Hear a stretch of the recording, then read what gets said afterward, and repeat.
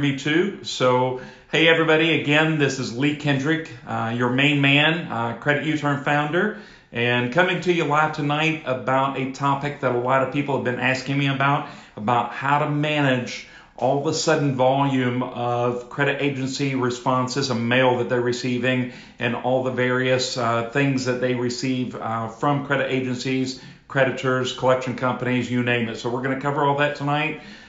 Before we jump into everything, I just want to say welcome. Thank you for participating. We've been doing this for a little over a week now. In our app and also in the app stores for both Apple and Google Play, you can rate our app. You can also review our app. We really hope and appreciate that you can, in the goodness of your heart, find a way to go ahead and give us a 5-star rating. And also to write a nice little review. You can be anonymous if you want to, but we would love to get your reviews from you because we're trying to make this go viral, and we can only do that with your participation, your engagement, you recommending it to the rest of the world. So we really appreciate it if you would write a kind review. So, and also on another note, I usually do this toward the end of the live streams. I want to change up the pace a little bit tonight. I want to say thank you to our automotive, real estate, mortgage, banking, and other types of partners of ours that recommend our services, that recommend the CreditUturn mobile app to their clients and to their prospects.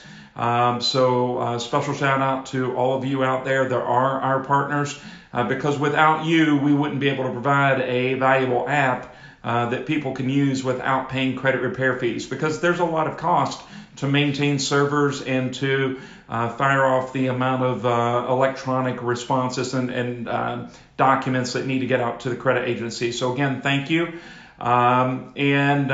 Just before we get into the meat of everything, if you have any questions, any future topics that you want me to cover, or something that pertains to tonight's session, please go ahead and drop a chat. Our live streams are in the app, but they're also on YouTube, so you can use the YouTube feature to chat with us. In the future, we will live stream on multiple platforms, but again, for now, we are relying on YouTube for our lives. So let's get into the heart of tonight's topic, and that's how to manage your agency responses. So the type of contact that they get, you can vary depending upon your situation, depending upon the letter that they received. It could depend upon the way the computer, there's a computerized system, it's called eOscar. It depends kind of on how they treat it, and if it gets a human set of eyeballs, how they interpret what it is that you're trying to accomplish. And sometimes the responses they give you can be downright ludicrous. So it could be that your images are bad. Your images might be crystal clear, but again, it's a stall tactic. Sometimes it could be that you do have a bad image, like your driver's license is blurry, or there's a flash that's in the middle of it, or other documentation. Maybe it's not illegible, but maybe it isn't current. Maybe the date on it is old. Maybe you sent in proof of residence that was a utility bill from 4 or 5 months ago, or maybe it was something that they don't accept, just like a car insurance card, or you just took a selfie of yourself or something. Keep in mind that the things that the credit agencies are looking for, and just follow the basic instructions that are in the app. You need to create a signature that goes onto your letters that you're sending out. Remember, you have the ability to approve, edit, deny, and recreate letters before you actually do send them.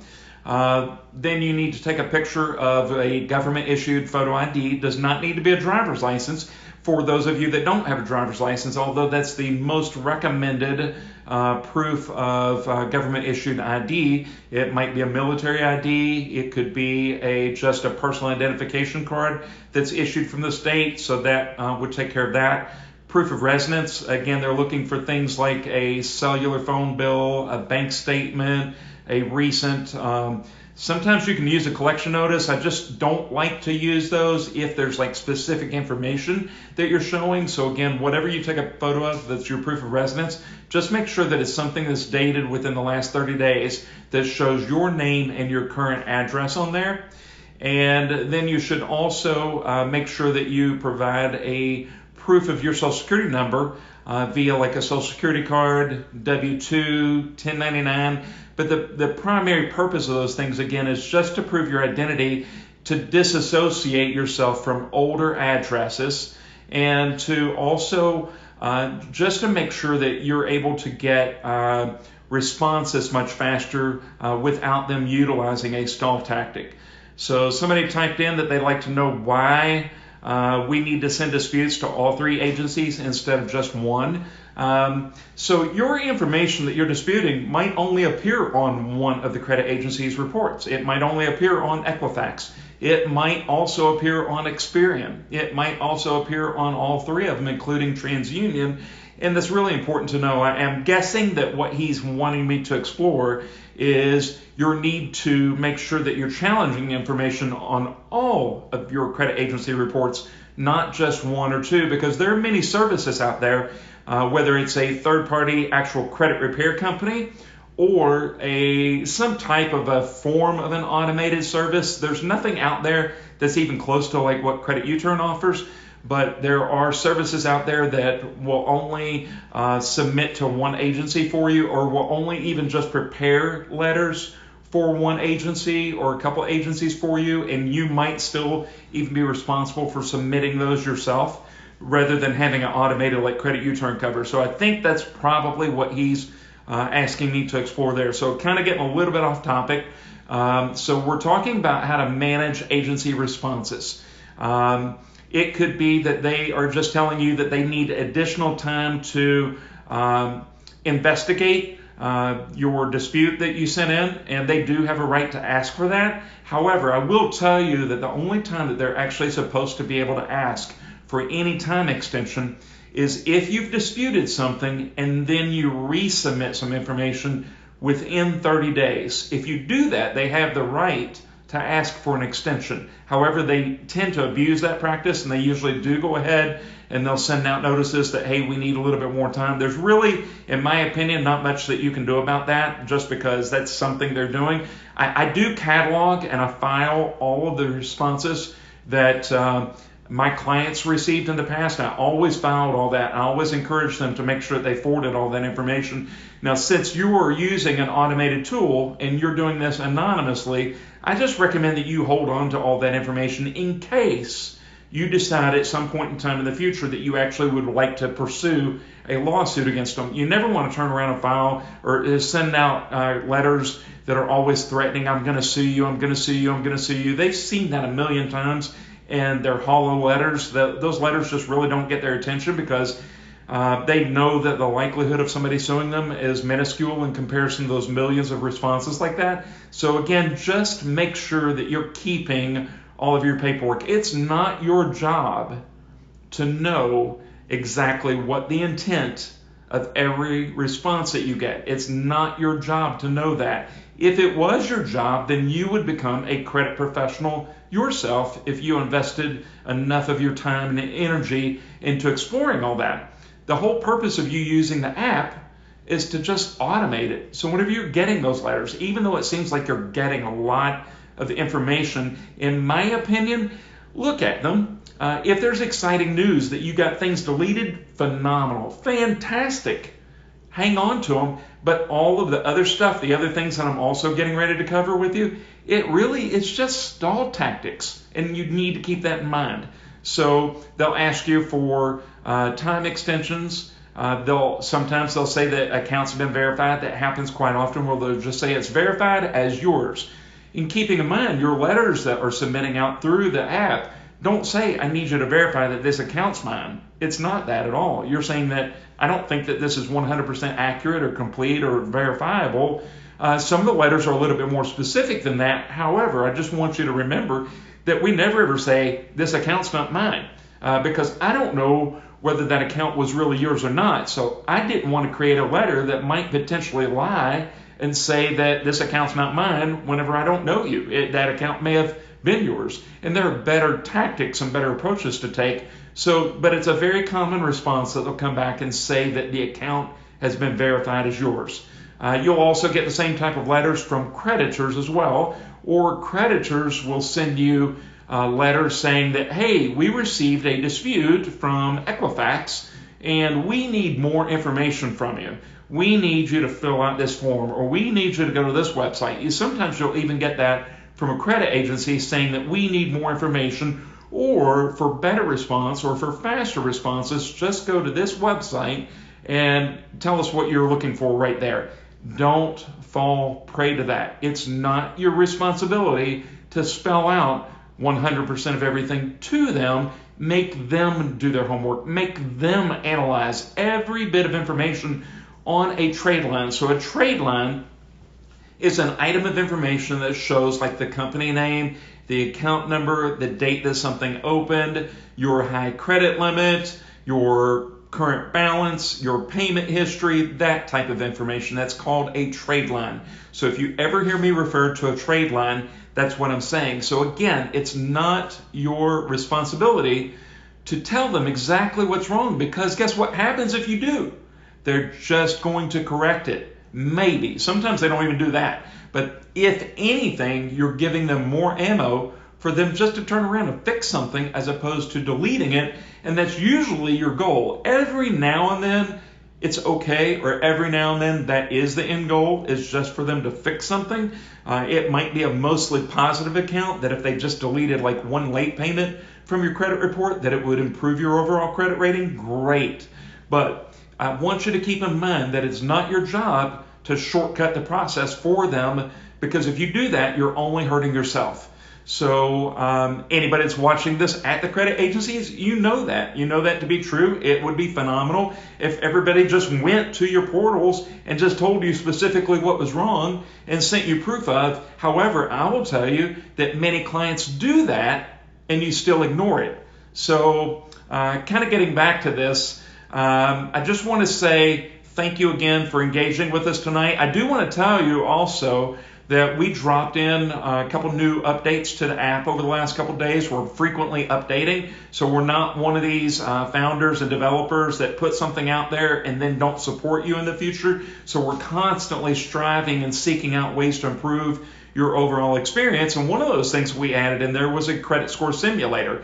So you need to keep in mind that anytime you use a credit score simulator, TransUnion itself, which is where we get the simulator from, it's a much more detailed version than what you see on some sites out there. But score simulators are not the gospel truth. They'll actually tell you from TransUnion that this is not guaranteed that this is what your exact score will be should this happen. So sometimes you can go in there and you can tinker with it and you don't see a result, or you only see like a 2-point result. And then other times you'll put something in there and it'll say, hey, you got a 60 or 80 point score improvement or a 60 or 80 point decline in credit score, depending upon what you're doing whenever you're putting that information in there, because you have the ability to say, what would happen if I added a bankruptcy? What would happen if I didn't add a bankruptcy, but I added a credit card that had a $20,000 limit?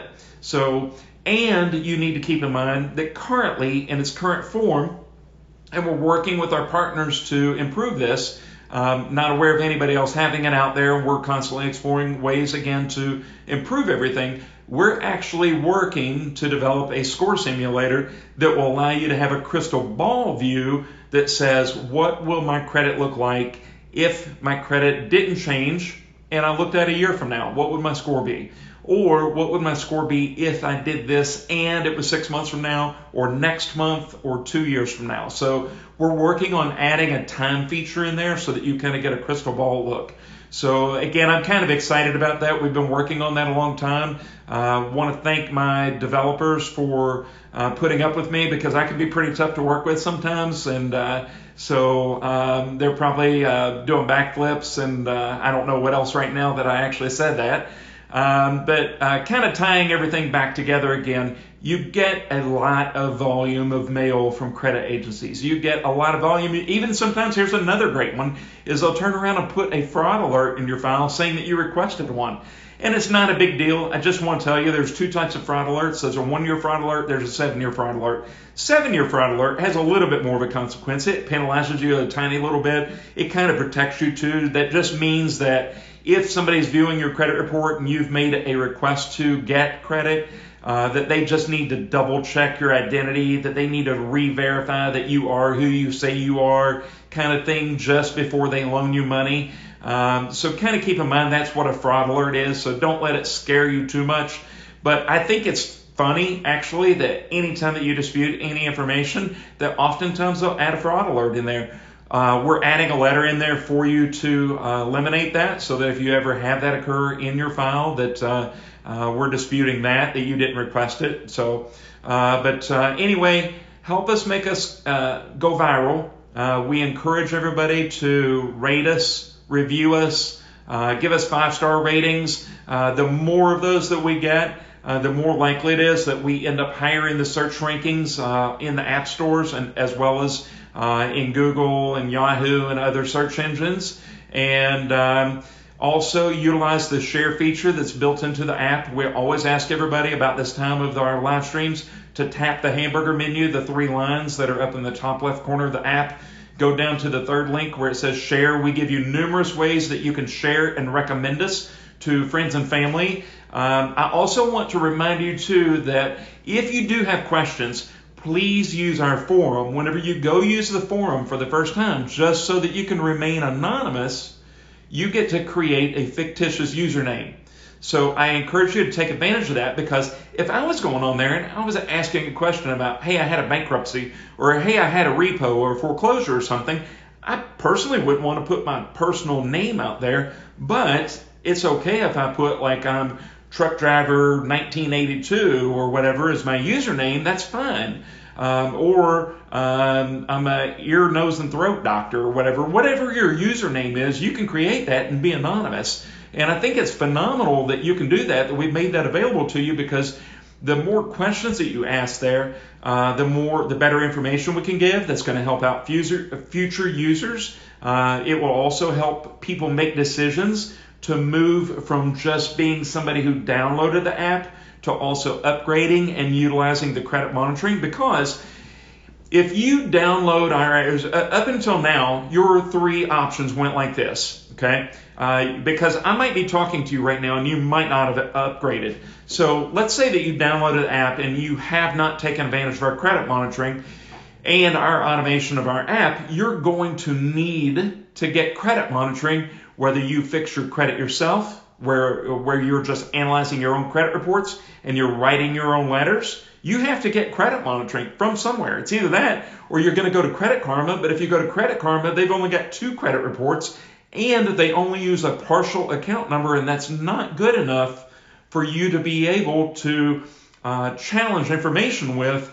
And you've got to keep in mind that you've got to become a credit expert, and you've got to turn around and make sure that you're doing this every 30 to 45 days. You have to be on a schedule, and you've got to know what you're doing. And you've got to be the one that doesn't freak out whenever you get all that mail from the credit agencies. And the beautiful thing about our app is that it just automates all that for you. So you just upgrade and you get the credit monitoring, and it's just going to war for you.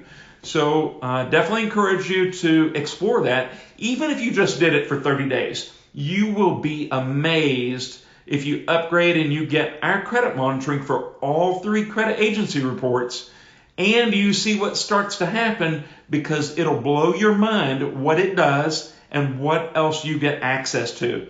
And that's even if you just get the light subscription. If you get the pro subscription, you also get numerous identity theft protection resources that actually can take action for you. Plus, you get a $1 million identity theft protection policy that's a true insurance policy.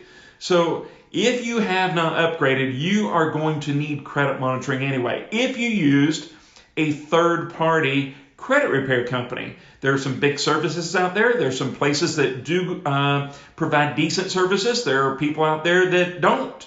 But either way, you have to get credit monitoring reports. You're either doing it yourself, or they're saying, hey, I need to enroll you in credit monitoring, and then they're automatically enrolling you for them so that they can access your credit reports. The bottom line is you have to be able to see the creditor name, the account numbers, the dates on accounts, the credit limits, the balances, the comments, the payment history, your personal information. You might have mismatched social security numbers, birth dates, definitely misspelled names, old addresses, tons of credit inquiries. And if you just upgrade to utilize the power of our credit monitoring service, The CreditUturn mobile app does all that for you. And if you don't have a mobile app, or you don't use, or like if you don't use mobile phones, you don't use tablet devices, you can also use desktop and laptop computers. So again, you're going to need credit monitoring one way or another. So guys, I'm going to go ahead and close this out. Thanks again for participating and engaging tonight. Again, any questions you have, make sure that you're engaging in future live streams. Engage with us on the forum, create an anonymous user ID, rate the app, give us a polite review, share it, tell all your friends and family about us. Thank you again, and I'll come to you again tomorrow night with some another amazing